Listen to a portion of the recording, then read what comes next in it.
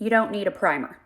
They usually cause more problems than they solve, and what a primer is really doing is just delaying what you know you need to do, which is exfoliate better, more often, and you need better skin prep. Very, very few people actually need a primer. Sometimes if your skin is super oily, a primer can be really helpful. But these silicone primers that are out there that make your face feel really slippery, they're selling you a feeling and a cute package, and you're a sucker for it. And so I can be too. I got a couple of them right in front of me.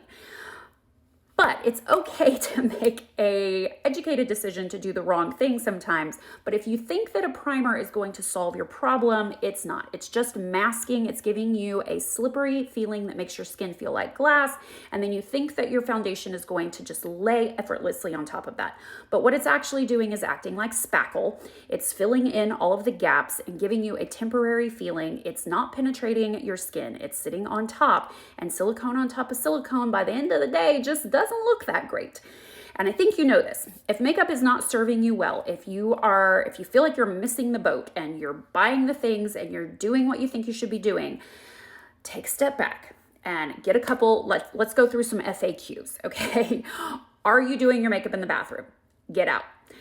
Are you doing your makeup in front of a lighted mirror where there is only one source of light coming at you, not over you, behind you, and at you, okay? One source of light.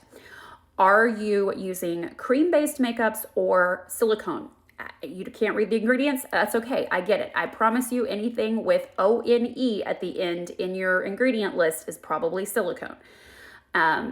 They're pervasive. They are very, very attractive, cute little packages, and they feel super slippery, almost like BioSilk. That's how you know that it's silicone.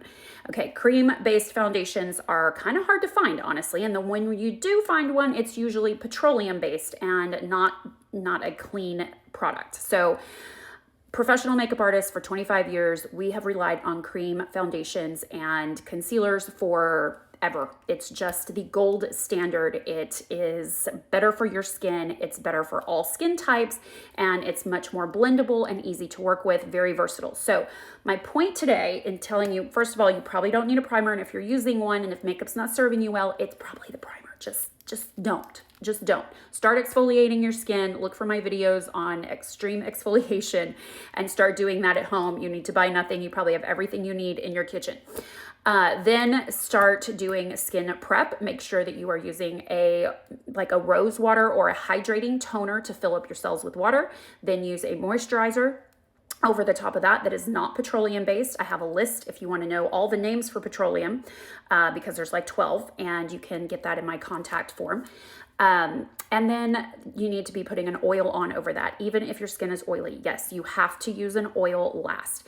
In those 3 layers, your skin will stay hydrated. You won't have a problem with dry skin anymore, and your makeup will go on effortlessly because you've gotten through all the crust. You're now actually getting down to your real skin, and your skin is hydrated. So you're gonna already have a tightness, a fullness that you would have to fake with a primer, okay? So now, is your makeup cream-based? This is where you can start making some changes in the products that you use. It's going to take a little bit more skill because silicone products just go on almost all by themselves. It's like an epoxy floor on your garage. It just spreads everywhere and just is effortless. Does not require any skill. Cream-based is going to take just a little bit more of an effort to blend and to mix and to get the right consistency. It's going to take you like 2 or 3 times to practice, and then you're going to be like, where has this been all my life? And if you think that something like this might make you bored after a while, you're wrong, because it is incredibly versatile. If you've been following me for a while, you see me do this in so many different ways. Today, we're going to underpaint with these 2 first, and then go on top of this with foundation. And I'm going to add a little bit of glow to this so that I get a more sheer look over the underpainting. So just yesterday, I did the opposite. I went in heavy with foundation and I did a more photo ready look. Today, we're going to do more of just kind of an everyday look, but we're going to underpaint. So absolute flexibility in so many different ways. Increase your skill so you can decrease your products. Let's get started. All right, here's my pattern. I have a more detailed version of this in my list that you can get by just emailing me from my contact form. And this is the Siren brush that is kind of the only tool I really use. But it's not the only one that works with this set by any means. You can use any kind of brush. This one is just really fast and efficient. And when you get fast and efficient at makeup and you undo all the things that you're doing incorrectly, your brain has a chance to form a new relationship with makeup. It stops thinking, oh, this is so frustrating, and it stops. You're not leaning over the sink anymore. You're not irritated that you're in the bathroom and that you're uncomfortable and that you're not even sure if you're making any progress. If this sounds like you, follow these steps and you could have a whole new relationship with makeup where you actually really love it, you enjoy it, you're excited about it, you want to learn new things about it. You've just been lied to for so long, and it's time to take it back into your own control. Okay, so we have, one of the great things about this brush is that it doesn't really hold on to the product very much, just enough that it allows you to blend really well. But we're underpainting, so we're not looking for a perfect blend right now. We're gonna go over this with foundation that we're gonna mix up a little bit. I'm gonna highlight right here to give myself a little bit of lift. And then I'm gonna contour my eyes. And I usually just use the same brush. It kind of fits, the end of this brush just sort of fits your eye right there. So it's one point of contact, and then I'm just shaking kind of back and forth, just sort of vibrating the brush over my eyelid. You can go in and finesse this a lot more. You know, for the sake of the video, I'm gonna move on. I know people love to tell me I didn't blend it enough, and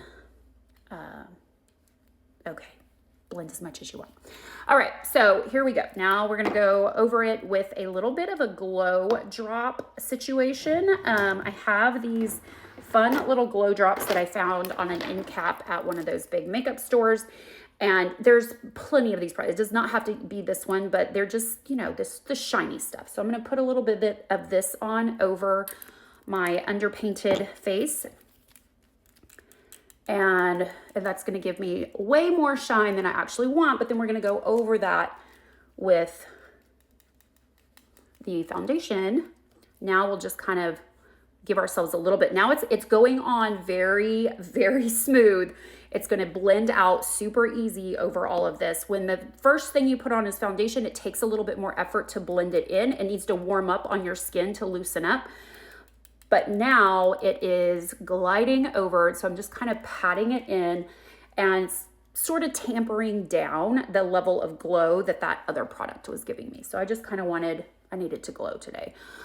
All that's left to do for the complexion portion of this is to set under the eyes with cool matte setting powder. That's gonna make sure that nothing transfers under your eyes with your mascara or any products that you're using on your eye makeup. And it's also going to mattify this area, making the shine on this area enhance your cheekbones even more. So keeping your under eye mattified makes your cheekbones look bigger. Has anybody told you that? Okay, a little bit of that here, and the complexion is done, and we're ready to move on. This set is sold as a bundle. It's available in my TikTok shop, and I'm excited for you to try it. You are always welcome to email me if you're having any trouble with it. Troubleshooting is really easy for me, but it's probably really frustrating for you. So take advantage of my offer to help you out with that.